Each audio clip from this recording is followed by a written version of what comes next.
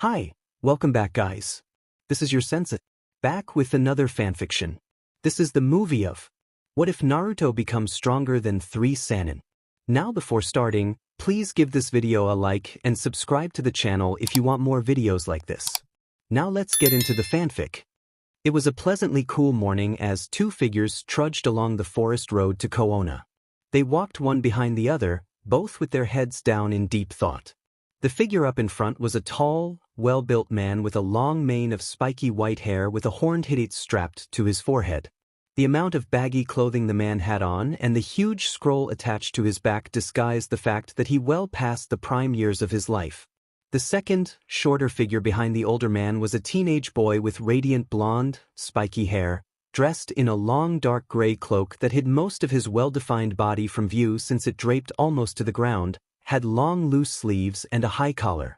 The exception to this covering was a split that began at the front of the waistline and continued to the bottom of the cloak to give more maneuverability to the wearer. The cloak was mostly dark gray apart from an orange trimming around the edges and an orange kanji 4-9 on the back of the cloak between the shoulder blades. The young man also carried an unsheathed katana on his right hip.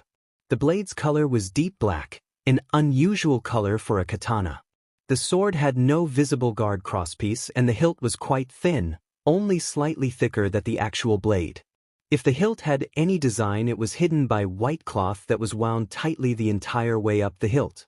Despite the weapon's odd appearance, it was obviously not just an ornament, as edge of the blade was visibly sharp, gleaming silver in stark contrast to the rest of the blade. The boy's usual bright, cheerful cerulean eyes were clouded as he was currently in deep thought as he plodded along behind his teacher. It had been 4 years since he had been away from his home Kohona. 4 years since he had seen all of his friends and teachers. He wondered how much everyone had changed and how much stronger everyone was now. He smiled brightly as he thought about how incredible eating ramen from his favorite ramen stand, Ikaraku's, would be when he got back.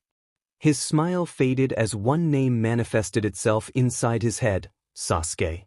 He couldn't believe his battle with Sasuke at the Valley of End happened all those years ago. He could still remember the pain of having Sasuke's Chidori ripping through his chest, and also the greater pain of realizing that his best friend was actually trying to kill him. The blonde-haired boy forced the matter of what to do with Sasuke out of his mind for now. There was nothing he could do about it at the moment. His eyes softened as he thought about reuniting with his other teammate when he got back to Kohona.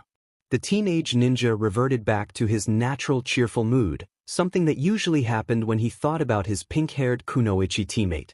Naruto, the white-haired man, called back to his student, breaking him out of his stupor. We're about 10 minutes away from Kohona, still excited about seeing everyone after 4 years, the man said looking back grinning.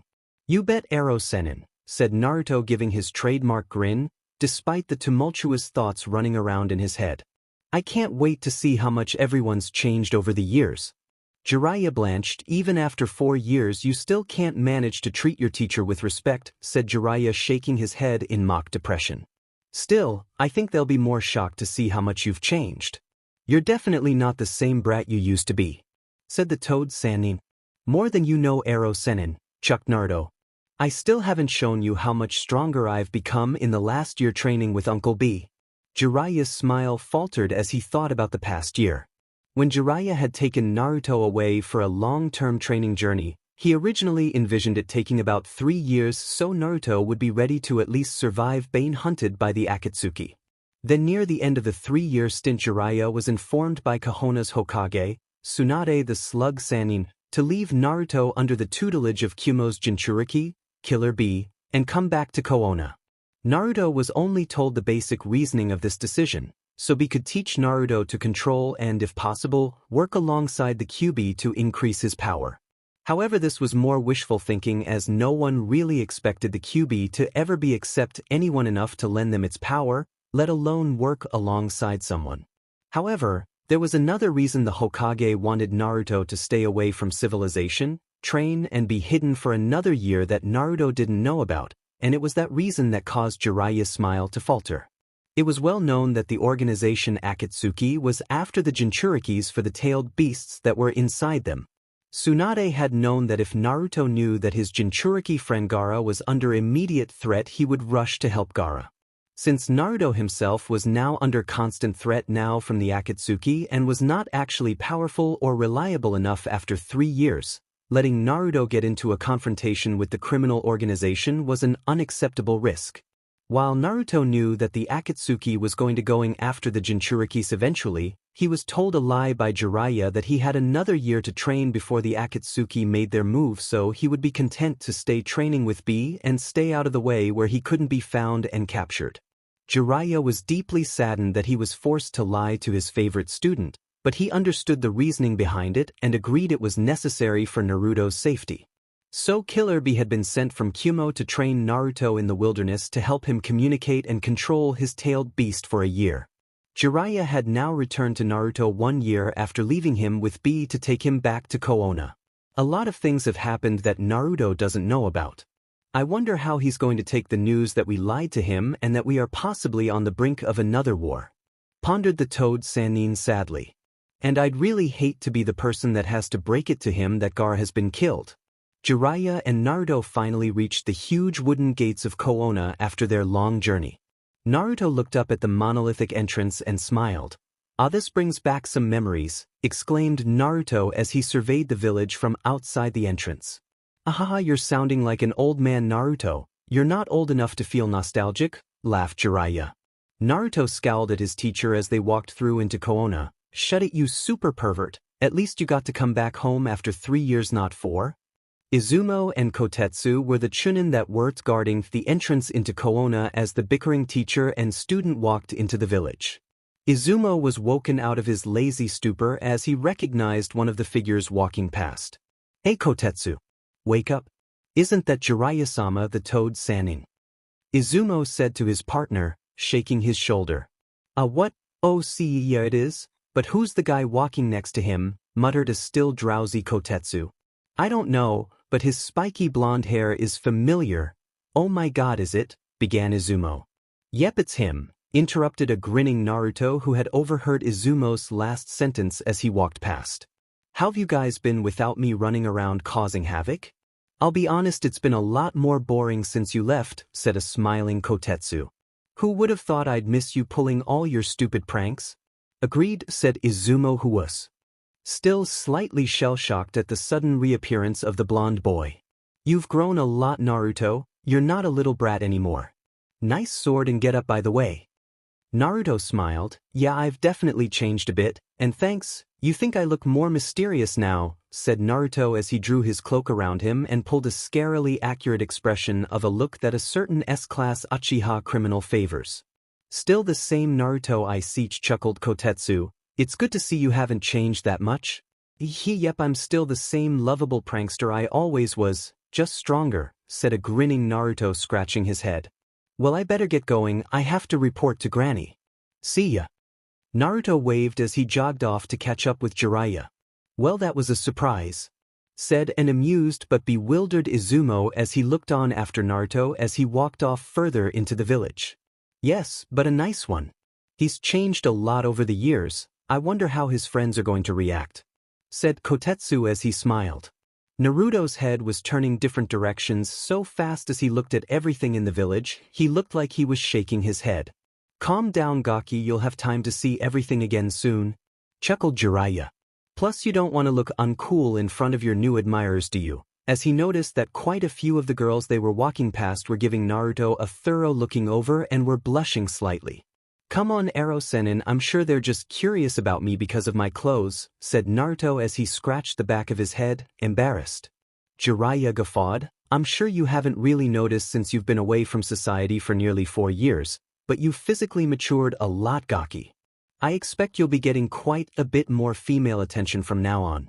Maybe your beloved Sakura-chan will take notice of you now," said Jiraiya slyly as he nudged Naruto with his elbow. Naruto looked away. "Yeah, whatever. She was deeply in love with Sasuke when I left, and I'm sure as hell that hasn't changed. Let's just hurry and report to Granny," said Naruto as he picked up his walking pace. Jiraiya noticed his student's sudden change in mood. "I guess some things don't change," sighed Jiraiya under his breath as they approached the Hokage Tower. Tsunade, the slug Sanin, the current Hokage of Kohona, smacked her head on her desk hard enough that any normal person would have been knocked out.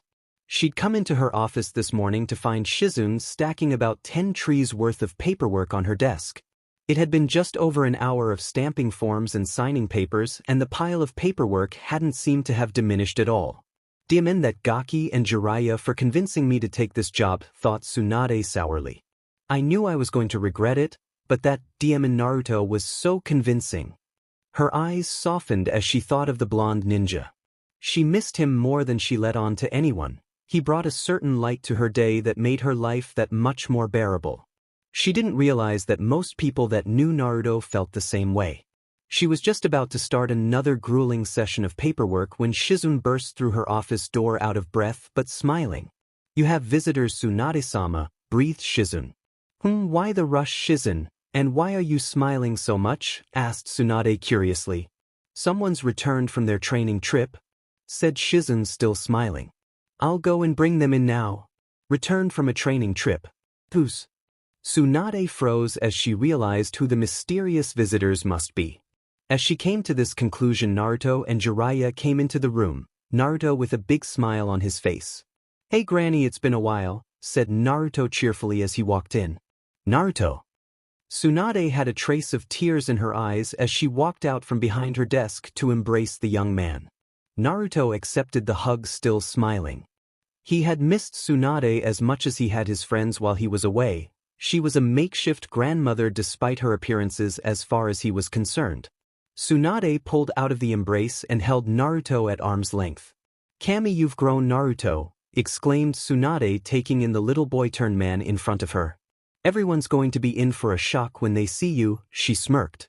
Naruto blushed slightly and looked away as Jiraiya laughed. "He already caused quite a stir with the ladies down in the village when we walked, though. To anyone that doesn't know him, he must look quite mysterious." "I'm short," said Tsunade as smiled and went to sit back down at her desk. Her smile faltered slightly as she thought about having to fill Naruto in with the information he had missed while training, including the information that had been kept secret from him. Tsunade shook her head slightly to dissipate her thoughts. "There's time enough for that later. Nothing major is happening soon, so there's no need to ruin the day for everyone by telling him now.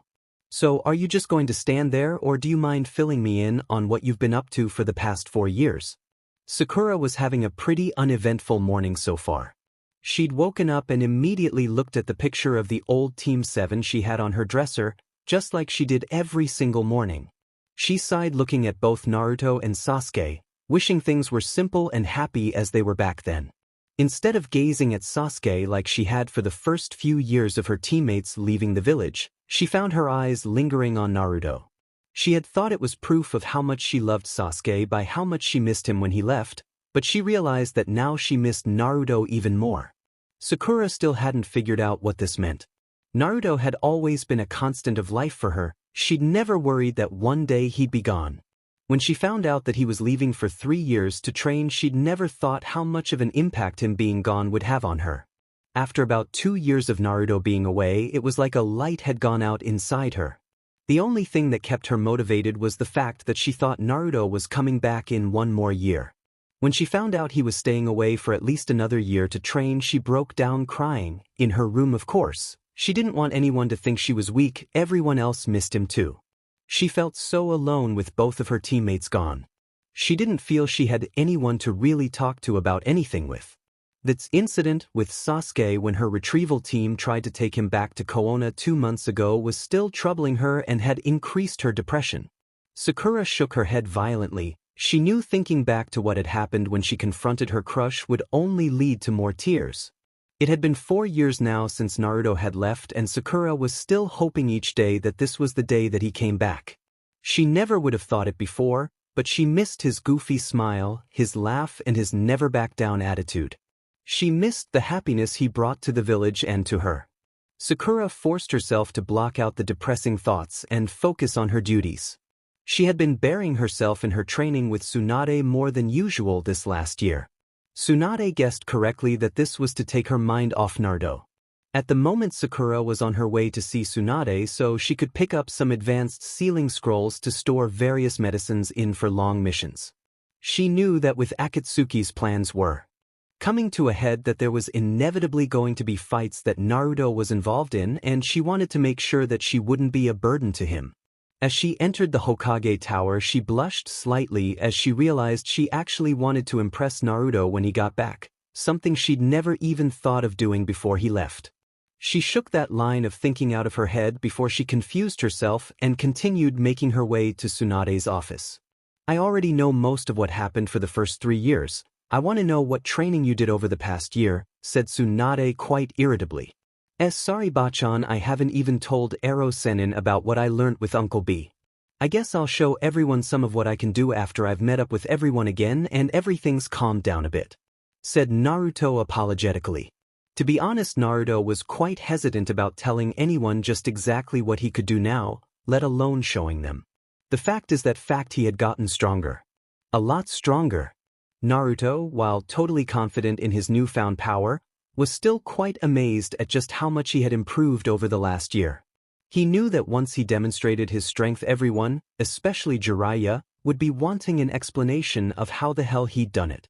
Naruto chuckled internally. Now that is going to be an interesting conversation, he thought. Tsunade was just about to retort when Shizune opened the office door and popped her head in, grinning. Another visitor for you, Tsunatsuma, she said, giving Tsunade a wink. Shizune seems to be in a good mood today, commented Naruto dryly. His eyes then widened as he heard a familiar voice that belonged to a familiar body coming through the door.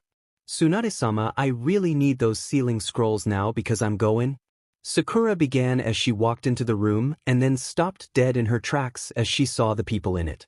Naruto by this point had turned around to face the door and was staring wide-eyed at his teammate as she came into the office. He had thought she was gorgeous before, but he never imagined how much better looking she could have become over the 4 years he had been away. Her young teenage body she had had when he left had been transformed into a killer body of a young adult. She had gotten taller as well, obviously, but Naruto hadn't expected her to look so grown up. He dragged his eyes away from her uncovered, shapely legs and her well-proportioned chest to her face. He almost immediately lost himself in her amazingly deep jade eyes, which were by now almost popping out of their sockets. Her hair had been kept short like it had been before, and her appealing face was still the way that he remembered it. His heart actually ached as he was reminded of how much he had missed her as he stared at her older yet incredibly familiar face. Sakura's brain was suching between holy shit's heart beating 200 times, 8 second, and complete shutdown mode. Oh my god, he's back, was the one phrase repeating itself constantly through her head. Once she had somewhat gotten over her initial shock, she began drinking up everything about his appearance. While his cloak and sword were the first things that caught her eye, she was immediately distracted by how much he had changed physically. He was now at least a head higher than her, and his radiant blonde hair was now a bit longer, hanging down halfway to his shoulders and the fringe flopping over his forehead nearly covering his eyebrows. She blushed lightly looking at his tanned face, admitting that her former small, cherubic teammate had grown up to be quite hot. Her eyes stared into his and she had to hold back tears at the sight of those achingly familiar cerulean orbs. He's really back. Naruto now had a bigger smile on his face than he had had in years. He took a step towards Sakura as he started their first conversation in 4 years. Hey Sakura, you. Naruto had the air knocked out of him as Sakura bowled into his chest, wrapping him up in a tight hug. Naruto was completely shocked as Sakura had never initiated a hug with him before.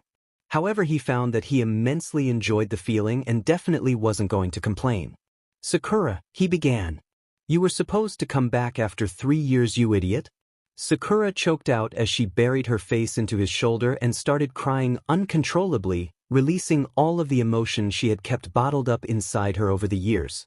Her crying was the result of a mixture of relief, sadness, and joy. She was immediately enveloped in his warmth Naruto seemed to exude constantly. She was surprised by how comfortable he was to hug as she had never hugged him before. She gripped him tighter as she continued to weep into his shoulder. Naruto was still trying to take in that his childhood crush was actually hugging him, and tightly. Naruto had thought she might be a bit glad to see him after all this time, but he never imagined this kind of reaction. He was touched by how much she had obviously missed him, so he decided he could be a bit more honest with her about how he felt as well. He returned the embrace, hoping Sakura couldn't feel how hard his chest was pounding, wrapped her up tight and leant close to her ear. "I know, I'm sorry. I missed you," Naruto murmured. He felt Sakura nodding into his shoulder as she wasn't up to talking yet, but Naruto understood that she felt the same way. Jiraiya and Tsunade looked at the two friends smiling. At least Sakura will be happy again now, thought Tsunade happily. Kami Sakura grew up quickly, thought Jiraiya while grinning lecherously. Naruto's probably having the time of his life. The two members of Team 7 finally broke the hug, both secretly reluctant to do so, and moved to stand at attention next to each other. Tsunade noticed that Sakura wasn't the only one who was trying subtly to dry their eyes. "Well, I'm sure that you two want to catch up and that Naruto wants to go and meet up with everyone again, so why don't you both have the day off from your duties?" Tsunade asked, still smiling. "That would be great, Granny, you're the best," Naruto said with his trademark thumbs-up pose. Tsunade's eyebrow twitched slightly at Naruto's nickname for her but decided to let it go for now. "Still haven't changed that much, Gaki. Go on then, go and find your friends, and I'll be looking forward to seeing what you can do later." Naruto smirked as he left the office with an under-the-breath parting quip, "I hope you're ready for it." As Sakura walked out of the Hokage Tower with Naruto, she was unconsciously swinging her arms as she walked and had a slight bounce in her step. She felt better than she had in years, and she turned her head slightly to glance at the reason for her happiness. Even though she would be the first to admit that before Naruto left he wasn't exactly the least confident person out there. In fact, he was a bit overconfident at times. He looked even surer of himself now. She noticed, however, that there was a slight change in his confidence from 4 years ago and wondered what it was. As they entered the village district, she realized what it was. Looking at Naruto, she totally believed he could back up his overconfidence. "What happened to you over these 4 years, Naruto?" Sakura wondered to herself while still gazing at her transformed friend. Naruto looked at Sakura. "Well, I guess you'll have a better idea than me of where everyone hangs out now. You know where they would be." Sakura was a bit startled and embarrassed as she thought Naruto had possibly caught her gazing at him. "What? Well, we could try some food places. Knowing Chuji, he's probably dragged at least one person with him for an early lunch," Sakura said with a grin. Naruto smiled. "Looks like Chuji hasn't changed then." It was pure luck that this morning was the morning that most of the members of the Rookie 11 that were home in Kohona had chosen to meet up and have brunch. Chuji had managed to convince Ino, Tenten, Niji, Lee, Kiba and Hinata to have it at his favorite barbecue joint. After stuffing themselves, they had just walked out of the shop and onto the street when Kiba noticed Naruto and Sakura walking down the street towards them. "Hey, look guys, it's Sakura. Wait, who's the blonde-haired dude she's walking with? Oh shit, is that Naruto?" Kiba exclaimed, pointing at the Team 7 members. The whole group rushed forward to get a better look at the two friends approaching them. "Kami, I think you're right, Kiba," breathed Ino as she squinted at Naruto. "But if it's him, he's definitely grown a bit." Even from a distance, Naruto was obviously a head or so taller than Sakura. Hinata almost fainted on the spot seeing that her crush had returned. "What in the world am I going to say to him?" Hinata thought, panicked. "Come on guys, let's go and say hi. It's been a while," said Chuji grinning. Naruto and Sakura were having an enjoyable conversation as they walked through the village. Well, more of a one-sided conversation, as Sakura pretty much the only one talking, filling Naruto in on what he had missed while he had been gone. Sakura felt a slight pang in her chest as she remembered the orders that Tsunade had given everyone regarding Naruto. All Naruto's friends, teachers and peers were told not to tell Naruto about any of the events regarding the Akatsuki that had occurred over the last year. Everyone was aware now that Naruto thought the Akatsuki were still waiting to make their move. Tsunade wanted to be the one to tell him at the right time after he returned. Sakura knew that Naruto was going to take the news about Gaara's passing quite hard, especially the fact that he had not been told about it. Sakura was distracted from these thoughts as she noticed the group of friends almost stampeding past everyone on the street as they pushed their way towards Naruto and her. "Naruto, look, everyone's coming to see you," Sakura exclaimed. Before Naruto could reply, the group of friends suddenly appeared in front of them. "Naruto, is that you?" asked an excited Kiba slightly breathlessly. Naruto turned his head to his fellow ninja and flashed them a trademark grin. The one and only.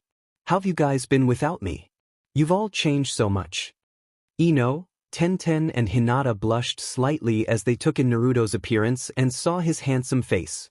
It was impossible to see most of Naruto's form, his tightly muscled body was hidden from view by his cloak, but he was obviously quite broad-shouldered and muscular. Ino was the most shocked out of the three girls. She had never thought of Naruto as someone who was good-looking or even cute before. She had seen him as a friend and nothing else. She now saw with him grown up and not wearing his stupid orange jumpsuit he was quite a hunk. He's even better looking than Sasuke now, thought Ino in amazement. You've grown up as well, Naruto. You're pretty much the tallest person out of group now, said Chuji happily. Yeah, growing up was definitely a good thing for you, said Ino, still looking Naruto up and down as Tenten giggled. Right back at you, Ino, replied Naruto while gazing at Ino appreciatively, particularly her bare midriff and long, uncovered legs. While Naruto only had eyes for Sakura before he left on his training trip, he admitted, to himself, that Ino was neatly as pretty as Sakura. Her beauty had increased tenfold over the time he had been gone, and he was going slightly red as he continued to stare at the voluptuous girl in front of him. Sakura felt a slight twitch in her stomach as she saw the way Naruto was looking at Ino, although she didn't understand why. Why should she care what Naruto thought of other girls? How long have you been back, Naruto-kun? Stuttered a still blushing Hinata. I just got back this morning actually. I met Sakura in the Hoka Dash, began Naruto before a green spandex-wearing young man vaulted over everyone and interrupted him by landing in front of him. Gosh. Welcome back, Naruto. You must agree to have a youthful reunion spar with me right now to celebrate your homecoming, pronounced a beaming Lee, giving his nice guy's pose. Sure thing, Lee, I see you haven't changed a bit, said a slightly stunned Naruto. Yash, I am still as youthful as ever, said Lee still grinning. Niji stepped forward smiling. While Lee's way of asking was a bit unorthodox, I agree with him. I think it would be interesting to see how much you have improved after your training trip. I could use a good sparring session anyway. Knowing Naruto, he probably has at least a few amazing new techniques he wants to show off, chuckled Kiba. Nice sword by the way. Naruto grinned. Well, I suppose I can humor you guys then. I guess it'd be nice to have a good morning warm-up. Sakura perked up at a thought hit her. Well, we're in luck since Team 7's old training ground is close to where we are now, she said with a smile. Naruto laughed. Well, this is going to bring back some memories. Come on then everyone, let's go now since Lee is so desperate. Naruto was finding it hard to stop smiling. It's amazing how good it feels to see everyone again. Things are just like how they were before I left. He thought happily as the group meandered to the training ground. News of the energetic blonde's arrival had traveled quickly. A certain man with a mask covering the bottom half of his face and a Hittite covering his left eye had decided to see for himself if the news was just a rumor by scouting the village to see if he could find his old student. Within a few minutes of jumping across rooftops, Kakashi spotted the group of Naruto's friends walking towards the entrance of training ground. He saw a cloaked, blonde-haired young man in the group walking next to Sakura and smiled under his mask as guessed it could only be one person. Kakashi's shoe shined from the rooftop he was on to appear in front of the walking group. Kakashi noticed that everyone apart from Naruto jumped at his sudden appearance. How's it going, Naruto? Said Kakashi with his trademark eye smile. Naruto stepped forward grinning. I knew you had to show up at some point, Kakashi-sensei. Still haven't taken the mask off. No, not yet, said Kakashi pleasantly. There's quite a few things I want to ask you about, including about how much power you've gained from your training trip, but it looks like you're busy with your friends now, so I'll find you later. You're in luck, Kakashi-sensei. We're just on our way to have a friendly spar. Why don't you come and watch? Naruto said. Kakashi gave another eye smile. That would be great. I'll just quickly grab something to eat and bring it back here to watch. Kakashi replied before disappearing with another shushin. Well, here we are, announced Sakura as the group walked into the training ground. Makes you feel nostalgic, doesn't it, Naruto? This place hasn't changed a bit. Naruto was indeed feeling nostalgic at that moment, looking around at the familiar surroundings. He felt a pang in his chest as He remembered the days that he, Sakura and Sasuke had trained here all just over 4 years ago. His head lowered slightly as he began thinking about Sasuke and what he could be doing now. Sakura noticed Naruto's change in demeanor and immediately understood what he must be thinking about. Okay then, she said quite loudly, trying to brighten Naruto up. Naruto and Lee, are you guys ready to get started? I'm ready anytime, said Naruto, confidently smiling. Was it? I've waited a long time for this, Naruto. I will show you the results of my endeavors to become stronger, pronounced Lee as he leapt to the middle of the open field. Make sure not to tire each out too much, said Neji as everyone started moving off to the side of the field to avoid getting caught in the crossfire. I still want to have a spar with Naruto afterwards. Actually me too, piped up Kiba with a grin. I want to show you what I can do now, Oswell. Well, if you three all want to fight me, I've got a better idea, replied Naruto casually. How about you all fight against me at the same time? There was silence from everyone as their brains took in what Naruto had proposed. At first they thought they had heard him wrong. How could he want to fight Lee, Neji and Kiba at the same time? Did he want to get pummeled to a pulp on his first day back in Kohona? Naruto, I hope you're joking, said Sakura, laughing nervously. Because otherwise I think that's being a tad overconfident, even for you. Neji, Lee and Kiba have got seriously stronger since you left. Neji is a jounin now. That's good, the stronger you guys are the more fun it'll be, Naruto said, grinning while walking out into the center of field. Neji coughed. I agree with Sakura, Naruto. 3 versus 1 probably isn't a good idea, you could get seriously hurt. Who knows, I might last longer than you're expecting, said Naruto, smiling nonchalantly. Naruto could see everyone wasn't convinced from the uncertain looks on their faces. Naruto sighed, look guys, if when we spar it looks like I'm in trouble you can stop, okay? Come on, I thought you guys wanted to spar, not getting scared are we? Naruto teased. Kiba started making his way with Neji to join Lee and Naruto in the middle of the field. Fine Naruto, if this is what you want. Don't blame us if you have to give up just after we start, said Kiba with a grin. Naruto grinned in return. I guess we'll find out, won't we, he said, as they all stood ready to fight. Sakura sighed and shook her head exasperatedly as she watched the scene unfold in front of her. Kami Naruto, it's just like you to pick off way more than you can chew in your first fight back, even if it isn't a real one. I'm probably going to have to spend an hour healing you by the end of this. Kakashi chose that moment to return with 3 dango sticks in his hand. He opted to stay unnoticed in a tree overlooking the field as he didn't want to share his treat. Plus he got a better view from up here. Kakashi's eyes widened as he took in the scene in front of him. It looks like Naruto is going to spar all 3 of them at once. Is he really that sure of himself? He can't be that much of an idiot to think those 3 haven't improved a lot since 4 years ago. What is he up to? Kakashi thought. He was interrupted from his thoughts by the arrival of Jiraiya and Tsunade. Kakashi stared at them with a sweat drop. This tree is getting kind of crowded, he muttered.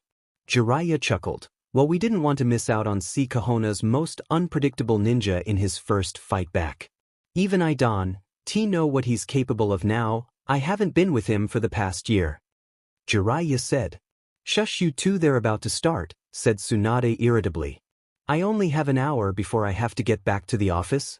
Back down on the field, Sakura, Ino, Tenten and Chuji were anxiously waiting for the boys to start their fight. Sakura was slightly tenser than the other. She didn't want Naruto to make a fool out of himself in front of everyone. She looked at Naruto and was slightly shocked. He looked completely relaxed, still subtly exuding complete confidence. Her fists were clenched as she waited for someone to make the first move. Lee, Neji and Kiba adopted fighting stances while Naruto stood calmly with his long-sleeved covered arms hanging loosely by his side. Naruto grinned fiercely at his 3 friends. All right, it looks like guys are serious now. He raised a hand beckoning them with a finger. Come at me. Deep in a huge, hollowed-out cave in an undisclosed location, 8 shadowy, holographic figures were standing on the fingertips of a monolithic statue. One of the figures with a ponytail cursed loudly, for F's sake. Why did we have to have another meeting so soon? It's not like we've captured another bijou yet. A figure that had eyes with ripple patterns in them spoke up. Quiet Dura, there is an important reason for this meeting. Deidara thought about retorting, then decided not to as it might not be the best thing for his health. The man with the eyes, who was obviously the leader, spoke up again. We have captured and sealed every bijou except for the 8 and 9 tails. The 8 tails is still thought to be the hardest to capture as its Jinchuuriki resides in Kumo. Invading Kumo will be no small task, therefore the 8 tails will be the last bijou to capture. The other shadowy visages remained quiet as the ripple-eyed man continued. This means that the 9 tails is now our main target. It has come to our attention that the Jinchuuriki has come out of his long time hiding and is currently traveling to Kohona. The man turned to 2 of the figures, which was carrying a giant sword. Kisame and Itachi, you are now no longer in charge of capturing the 9 tails. Preparations for our plan need to begin as soon as possible. The man's purple, patterned eyes seemed to glow brighter suddenly. For this reason, I will be the one to capture the 9 tails. 1. Naruto does not have any Jujutsu eye powers. I think that idea is completely unoriginal, overused, and doesn't really make any sense story-wise. Some of his powers will be shown this chapter, plus the reason behind his strength. 2. I'm really sorry, but Gaara is dead and staying dead. Gaara's death takes the place of Jiraiya's death in the real story and serves to increase Naruto's determination, motivation, and his attitude. I think the death of one of Naruto's precious people was necessary, since it makes him grow up as a person and as a ninja. Details of his death will be either in this chapter or the next chapter. 3. Details of Kazu and Heiden's fight/death will be released in this chapter or next chapter. 4. Again, I'm sorry about the italics. I have absolutely no idea why that happened because I double-checked the Word document and everything was normal. If it happens again, I'm really sorry, and if anyone knows how to fix the problem, please tell me. 5. A lot of people have been seemingly adamant that HRs ruin stories somewhat and make them unmemorable. Thinking about it afterwards, I agree, so it will only be a Naruto and Sakura pairing. That's not to say other girls won't take an interest in Naruto. Now onwards to the story. I really hope you guys enjoy it. Naruto raised a hand beckoning Neji, Lee, and Kiba with a finger. Come at me, he shouted with a characteristic grin. Sakura drew in a breath as the boys prepared to attack each other. Be careful, Naruto, she thought. And please don't make a fool out of yourself like you used to, she added hopefully. Kakashi, Jiraiya, and Tsunade were also waiting with bated breath for the fight to commence. Jiraiya was actually slightly worried for his student. He knew that when he had left Naruto after 3 years training, there was no way Naruto was at a level to take on Neji, Kiba, and Lee by himself. Kami, even Kakashi would probably have some serious problems taking them all on at once. I hope you know what you're doing, Naruto, thought Jiraiya worriedly. I didn't spend 3 years of my life training you so you could make yourself look like idiot. The tension on the sidelines and from the field was almost palpable. Then suddenly, as anyone would have expected, Lee made the first move. He exploded from his standing position, hurtling towards Naruto ready to deliver a devastating kick. Lee closed the distance between Naruto and himself in under a second. Konoha Senpu, yelled Lee as he directed his trademark kick at Naruto's head. Naruto's eyes widened imperceptibly as he registered his friend's speed. Looks like he has improved quite a bit, but I wouldn't have expected anything else from Lee, thought Naruto as he watched Lee's foot rocketing towards his head. I guess I'll just dodge their attacks for now, mused Naruto with a grin as he tilted his head to the side quickly to avoid Lee's kick. It'll be fun to see what they can do now. Instead of getting annoyed at the fact that Naruto had dodged his trademark move with seemingly no effort, Lee was thrilled. Naruto, your speed has increased wonderfully, Lee exclaimed as he backed away slightly from Naruto to regain his footing. I think you'll be able to give me a very youthful fight, Lee said in the same high volume while striking his nice guy pose. Naruto's sweat dropped visibly. You really haven't changed at all, have you, Lee? Naruto said with a deadpanned expression. Wrong. I'll show you how much I've changed, yelled Lee as he charged in for another close combat encounter. Lee, not one to hold back, delivered an incredible onslaught of taijutsu on Naruto, who amazingly seemed to be able to dodge every single attack without letting a single one touch him. From the tree's vantage point, Tsunade gasped. Kami, what did you teach him, Jiraiya? He's not even blocking Lee's attacks, he's ducking around every single hit. Tsunade exclaimed.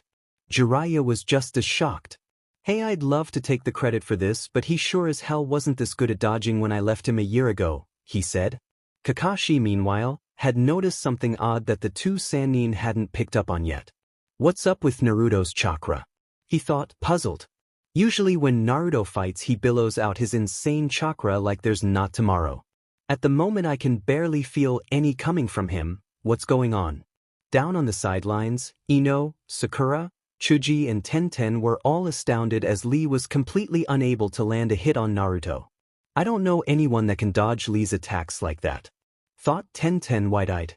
Even Guy-sensei has to block Lee's attacks with his own so he can withstand it. Ino was staring at the blur that was Naruto with a look of admiration.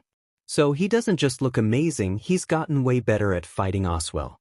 I'll have to adjust my top men candidates of Kohona ladder and put him on it, she thought with a devilish smile. Sakura meanwhile had a warm, satisfying feeling creeping up her body. It took her a moment to realize what it was: pride. It looks like you actually do know what you're doing, Naruto, she thought with a smile, still staring at Naruto on the field. No one else might think you can win this, but I do. I believe in you. Back on the field, Lee had leapt back from Naruto breathing heavily. Gosh, you really have gotten faster, Naruto. I'm impressed, said Lee out of breath. Naruto grinned, still looking relaxed and no worse for wear than when the fight started. Thanks, Lee. I can tell you've gotten better as well. The power in your attacks have increased a lot. They would probably hurt a lot if they hit me. Lee grinned back. I'll make sure they hit this time, Naruto, he said as he began to unclip his training weights. No, Lee, you've hogged all the fun so far. It's my turn now, shouted Kiba as bent down on all four legs next to the now giant Akamaru. Naruto blinked as he took in how large Akamaru had gotten over the years and wondered how the hell he didn't notice it before. Giju Ninpo, Shikyaku no Jutsu, yelled Kiba in an animalistic voice. Kiba instantly began to develop wolf-like features, namely long claws in the place of his nails. Akamaru disappeared in a puff of smoke and reappeared as an exact clone of the transformed Kiba. I'm not going to even bother using taijutsu on you after what I just saw, growled Kiba. I'm going with the big guns from the beginning. Getsuga. Kiba and Akamaru jumped forward at the stationary Naruto, rotating at such blinding speeds that they looked like two-bladed drills. Naruto watched the fast-approaching drills, contemplating his next move. Well, I'm pretty bored of dodging now, maybe it's time to show off a new technique. I'll have to weaken it quite a bit so I don't hurt anyone too badly. Bachan is gonna kill me for messing up the training field as well, oh well. Naruto thought with a wolfish smile. Naruto held out one of his hands to the side, forming a claw. A small ball of condensed, spinning, blue chakra appeared in the middle of his palm. Naruto's chakra continued pouring into the tiny ball until the spinning sphere swelled to the size of Naruto's hand. The chakra inside the sphere was so condensed that it was now almost black in color. Up in the tree, Jiraiya gasped. That attack kind of looks like a Rasengan, but not one I've ever seen before. This must be one of Naruto's new techniques, he said excitedly. Kiba and Akamaru were only a few meters away from Naruto when Naruto decided to act. Raising the rotating black sphere above his head, he shouted Omoi Rasengan, and slammed the condensed ball of chakra into the ground in front of him. The effect was immediate and devastating. As soon as the ball of chakra hit the ground, a shockwave was sent through the field, ripping huge chunks of earth away from around the epicenter of the impact and flinging them outwards with incredible force. Deep cracks snaked out from the impact, causing mini fissures to form randomly across the training field. The entire area around the training field suffered from the shockwave, causing Ino and Chuji to fall over and Jiraiya to nearly fall out of his tree. Kiba and Akamaru, needless to say, were hit by the full force of the wall of earth and wind and were blown away like feathers. Both of them were forced to transform back into their original forms and crash-landed next to the very shocked Lee and Niji, who were just regaining their balance. After a few seconds, everything had calmed down and everyone could see the full effects of Naruto's attack. Aside from the various chunks of recently moved earth all over the place, There was a 10-meter-wide crater where Naruto had slammed his attack down. Naruto jumped deftly out of the newly made crater and grinned at his opponents. "How was that?" he asked simply. Everyone, including the spectators, was in varying levels of shock. Jiraiya, Tsunade and Kakashi were shocked that Naruto was able to come up with such a devastating variant of the Rasengan, let alone perform it with one hand. Naruto's friends were looking at him with expressions of awe on their face. Sakura was the first to find her voice. "That was amazing, Naruto," she shouted happily to her teammate. Then her expression changed slightly. "But maybe next time try not to hit us with your attack," she added peevishly. Naruto, who was a bit bewildered that Sakura had just openly praised him, scratched the back of his head sheepishly. Sorry, Sakura-chan, I promise it won't happen next time," he said, embarrassed. "What was that move, Naruto?" called out Tenten, voicing the question everyone wanted the answer to. "It was some form of Rasengan, wasn't it?" Naruto looked over at Tenten and smiled. "You're right," he called back. "Omoi Rasengan takes the same form as a normal Rasengan, but I make it by condensing heaps of chakra into the sphere. That makes it incredibly dense and heavy. It takes a bit longer to create than a normal Rasengan and uses up a lot more chakra, but it's quite a powerful attack, as you just saw. Then again, I could have put at least 20 times more chakra into it than I did, so you haven't really seen it at its best yet," lectured Naruto. Tenten and the rest of his friends just gaped at what Naruto had said. They didn't even want to think about the destructive capabilities of Naruto's attack if could be 20 times stronger than what they had just seen. The occupants of the spectating tree listened to Naruto's description of his attack in awe. If what he said is true about that technique being capable of being 20 times stronger than his last attack, then it's more powerful than any variants of Rasengan that I can use, even in Sage mode, Jiraiya said in a slightly shaky voice. Tsunade nodded her head in amazement. He seems to have improved exponentially over the last year. What the hell happened while he was training? She wondered out loud. Niji and Lee, meanwhile, were quickly formulating a strategy to defeat their orange-haired friend. "It's obvious that we can't hold back at all if we want to have a hope of beating him," stated Niji. "Lee, I want you to lose your weights and go as fast as you can to try and knock him around a bit. While you're doing that, I'll rush in at any opening and try land a hit on his tenketsu to disable him. Maybe if I get close enough I can hit him with a kaiten." Lee grinned as he removed his weights, creating smaller versions of Naruto's crater where they landed. "I'll make sure I hit him this time. I'm not holding back." Lee took a fighting stance. "Gate of opening, open," shouted Lee. He was immediately surrounded in waves of green chakra and his skin started darkening. Naruto's eyes widened at the sight of Lee opening the first 4 gates and Niji calling upon his Byakugan BLD limit. "I guess they've realized they have to go all out against me. Lee's going to be a hell of a lot faster now. I'll have to put a bit of effort in now, I guess," thought Naruto. Naruto felt a stirring within his mind. "Why don't we teach these brats what real speed looks like?" said a powerful voice inside Naruto's head. "I'm getting tired of watching you play around with these weaklings." Naruto chuckled internally. "Calm down, QB, those are my friends you're talking about," Naruto replied. "But I do agree with you about stepping it up a notch. I've noticed Sanin, Bachan and Kakashi-sensei are watching this fight. It'll be nice to show off a bit in front of everyone. Just get on with it then. It's not like you have to ask to borrow chakra anymore." The QB muttered. "You're right, but admit it, it's so much easier like this," replied Naruto. Ending the internal conversation, Naruto concentrated his chakra and his eyes began to change color from his usual cerulean blue to a bright orange. Kakashi was the first to notice that Naruto's eye color had changed since he was already studying Naruto with his Sharingan. It's obvious that he's starting a technique or something now because of his change in eye color, but I still can barely feel any chakra coming from him. He obviously still has a lot of chakra. His last attack proved that. So why does it feel like he's only got as much chakra as a mediocre genin? Kakashi thought, perplexed. With Kiba not really hurt but still completely disorientated, Lee and Niji were ready to perform their last all-out assault on Naruto.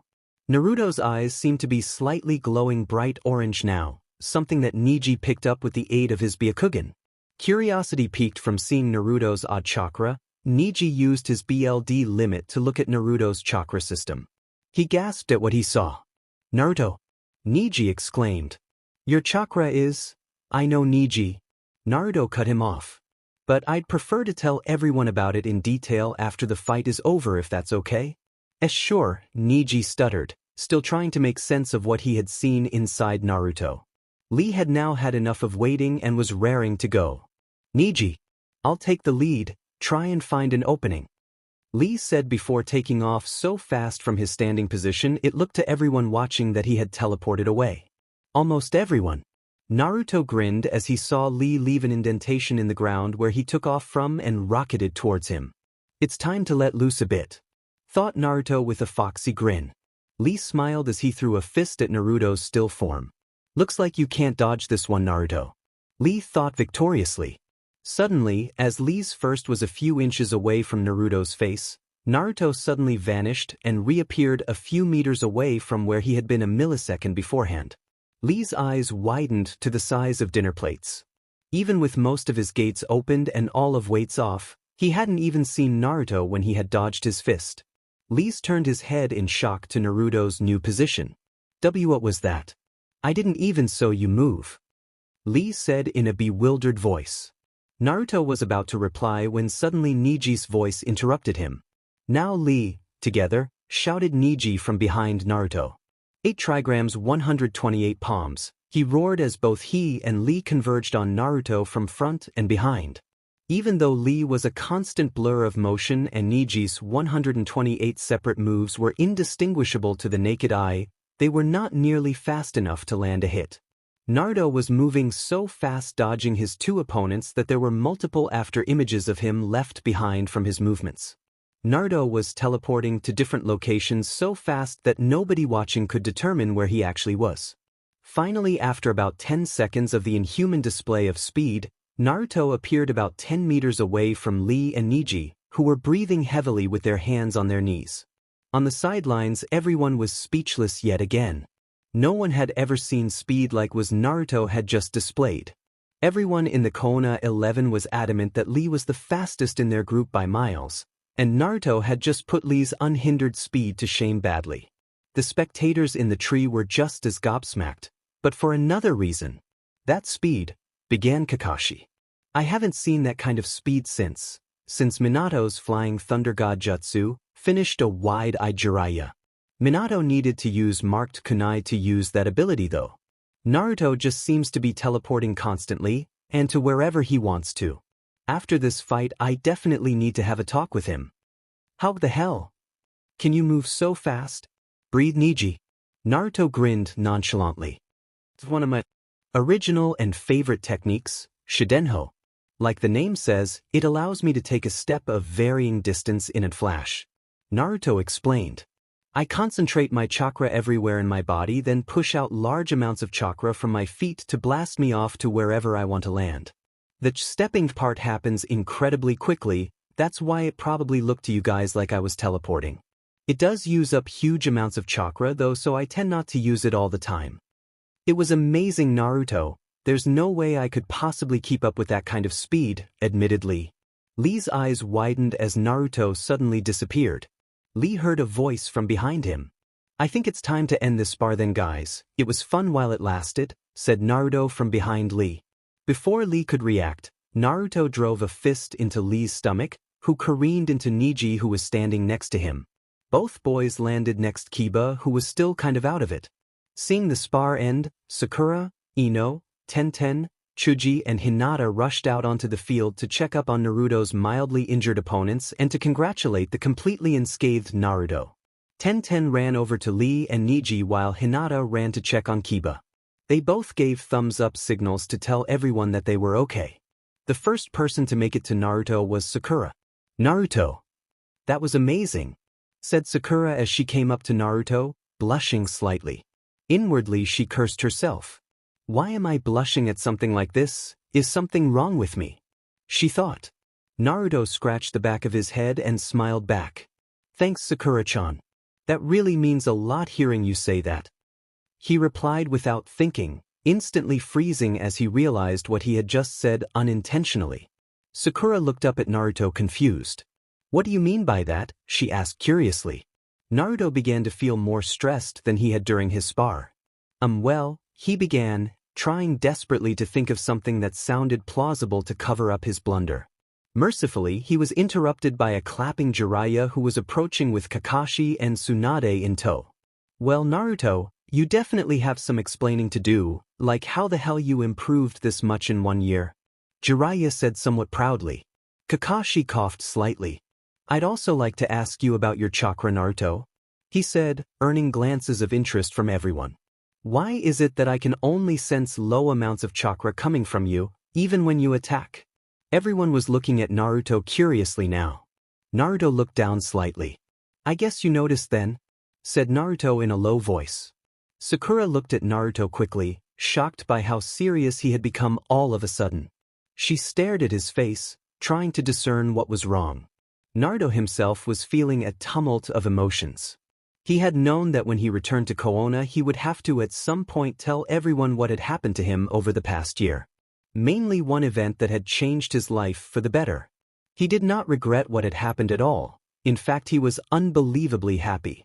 But he was still nervous since he didn't know how everyone was going to react to the news. He felt everyone looking at him expectantly. Well, he sighed internally. No time like the present. Okay, I guess I might as well tell all you now. You had to find out at some point, said Naruto as everyone, including Niji, Lee and Kiba, formed a semicircle in front of him, listening attentively. I'm taking it you all know about the QB inside of me, and that it is incredibly powerful but also incredibly hard to control. He got a wave of nods from his audience. Now Jinchurikis like me are more powerful the more of their biju's power they borrow.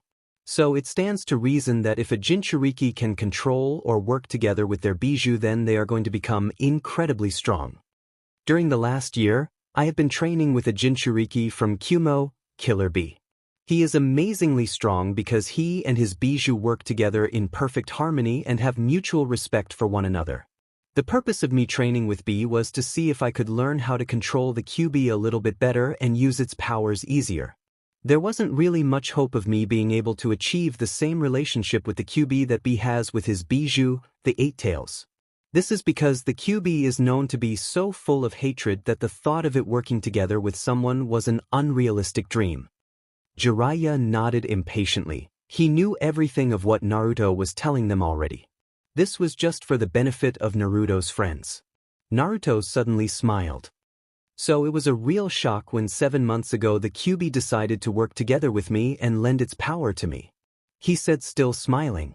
Dead silence was the response Naruto was treated to. At first everyone thought Naruto was joking, but after looking at his serious face they had to face the fact that he was telling the truth. So you're telling me, Jiraiya began, that the QB randomly decided to be nice and lend you its power free of charge? Jiraiya asked incredulously. Not exactly, Naruto replied. He understood that in order for me and him to survive I needed to get stronger. That meant him lending me his powers. Also I made him a promise. Naruto trailed off. What did you promise him, Naruto? Sakura asked gently. Naruto looked up and continued. I promised him that I would do my best to understand and cure his hate. I vowed that I would show him that a life of hatred and revenge is just a shell of an existence. No one deserves to live a life like that with no one willing to help them. Then, to show him I was serious, I did something a little drastic. Tsunade cringed as she tried to imagine what it could have been if even Naruto thought it was drastic. What did you do, Gaki? She asked nervously. Naruto glanced at her with a determined look on his face, unclipped his cloak from around his waist, and lifted his shirt up. All the girls present instantly blushed heavily as they saw Naruto's tanned, muscle-bound stomach. They couldn't help it as they started to daydream about Naruto taking off his shirt entirely, and then his breaths. Sakura mentally kicked herself. What the hell I am doing? This is Naruto. He's a friend. But as hard as she tried, she couldn't shake off the feeling of attraction she was having for Naruto with his shirt half off. The adults, however, had a very different reaction to Naruto lifting his shirt. Although she would never admit it, Tsunade had to hold in a blush when she saw Naruto's abdominals. Kami, if I was just a bit younger. She though wistfully. Then her mood changed completely as she noticed what Jiraiya and Kakashi had noticed straight away. "Naruto, the seal for the QB is gone," she exclaimed with wide eyes. "Don't tell me you." "Yep, I broke the seal keeping the QB prisoner," Naruto replied calmly, letting his shirt fall back down. Tsunade gritted her teeth and her hand began to glow slightly green with chakra. "What have you done, Uzumaki Naruto, you selfish brat?" she yelled as she went to punch him in the head. Tsunade, and indeed everyone else, was incredibly surprised when Naruto caught Tsunade's chakra-infused fist with his bare hand. Naruto looked at her angrily with his bright blue eyes. "Don't you mean Namikaze Naruto, Takasama?" Naruto said in a quiet voice with a hint of sadness in it. Naruto's friend's eyes widened at the implications of what Naruto had just said, while the adults were in slight shock that Naruto knew about his heritage. Tsunade was also quite hurt that Naruto had called her by her title, something he never does with anyone he cares about. "How did you find out about your father, Naruto?" Tsunade asked quietly as she pulled her hand away. "I met him," Naruto said simply. As he saw the unbelieving faces around him, he elaborated. "When I tried to unseal the QB the first time, he appeared. At the time of his death, when he sealed the QB within me, he sealed a portion of his own chakra within the seal. This meant that when the seal was being removed, he would appear for a short amount of time. My mother did the same thing as well. She appeared shortly after Dad did." Jiraiya shook his head in amazement. "So Minato and Kushina told you themselves about your heritage?" he asked. "Yeah, they shouldn't have had to though," replied Naruto with a spark in his eyes. "I wasted precious moments with them trying to come to terms with the fact that I actually had parents that loved me and wanted me to live." Naruto looked away, hiding his face, and took a deep breath. When he turned back, his eyes were filled with tears. "Why didn't you tell me?" yelled Naruto at the forlorn figures of Tsunade, Jiraiya, and Kakashi. "I know you knew about my parents. Dad told me he taught Kakashi-sensei and that Ero Sanin was his sensei.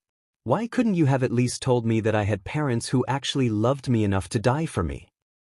Naruto was trying desperately to stop his tears from falling, but he was nearly at the point of breaking. Sakura's heart was torn watching Naruto. She had never seen her friend this upset before. She started tearing up herself thinking of Naruto as child, socially ostracized with no one to really want him or care for him. All of Naruto's friends were having similar thoughts and were feeling guilty for not trying to help him more when they were children. "You didn't have to tell everyone, just me. I could have kept it a secret. Do you know how much of a difference you could have made if you told me my dad was the fourth Hokage?" choked out Naruto. By this point, tears were running freely down Naruto's face. "I wasn't as happy as everyone thought I was, you know. If I had known who my parents were and that they had loved me, it wouldn't have been as bad.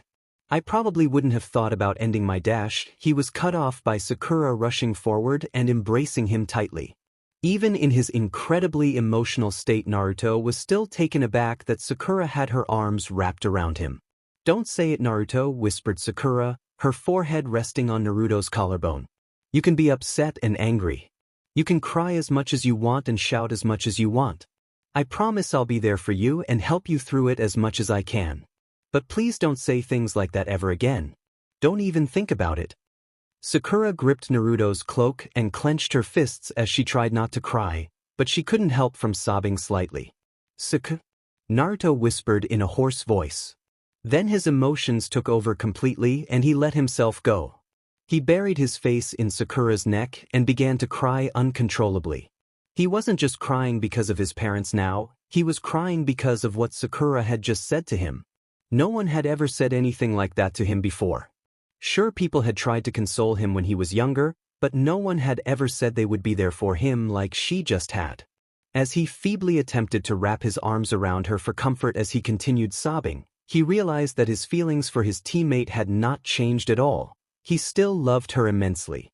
For now, though, he was too distracted and upset to think about anything like that, and he just clung to her like a lifeline, leaning into her. Sakura felt Naruto starting to go limp and slowly lowered both of them to the ground in a kneeling position, still keeping the embrace strong. Sakura put her hand on the back of Naruto's head and slowly started running her hand through his hair. She whispered senseless, calming things to him as uncontrollable sobs racked his body. Even though Sakura felt terrible for Naruto and how he was feeling, she also felt amazing that she was able to help him like this. In the past it had always been Naruto that had helped her with all of her problems. Now, even though she said what she said and hugged him on instinct, she realized she was helping him now by being there for him. She decided she fully intended to keep the promise of always being there for Naruto when he needs someone. It's a promise of a lifetime.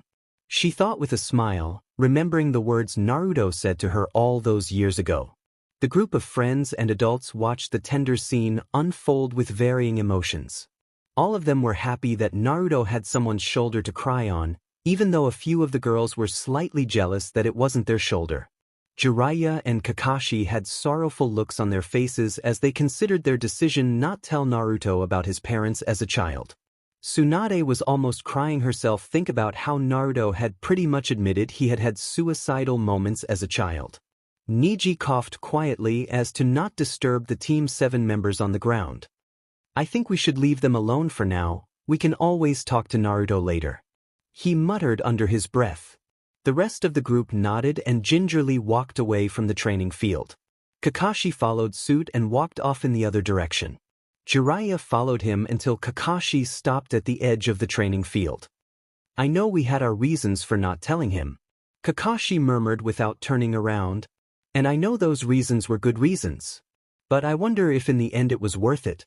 Kakashi finished his sentence and disappeared in a swirl of leaves.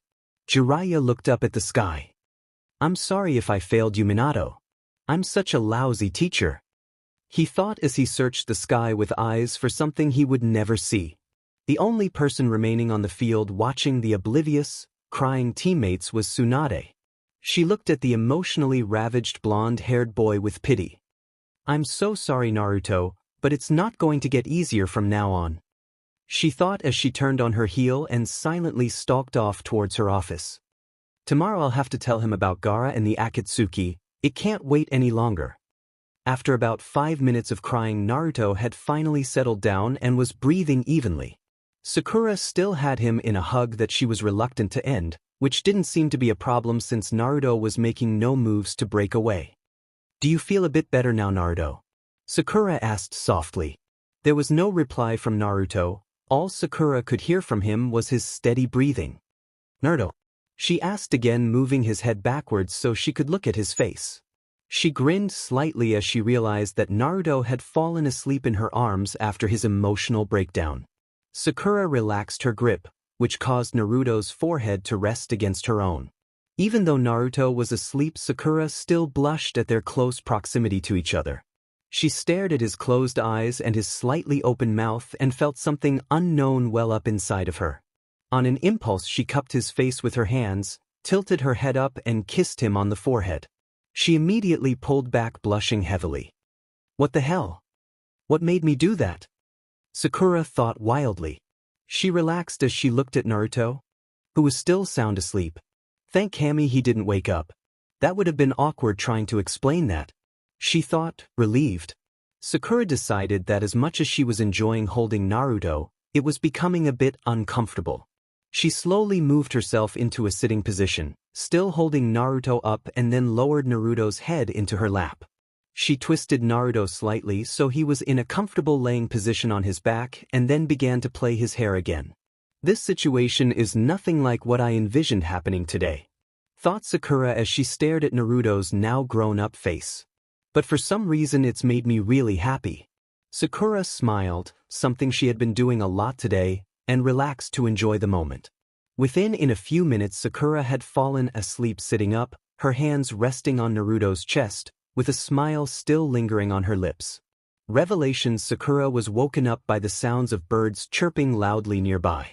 She sat up groggily and looked up with slitted eyes.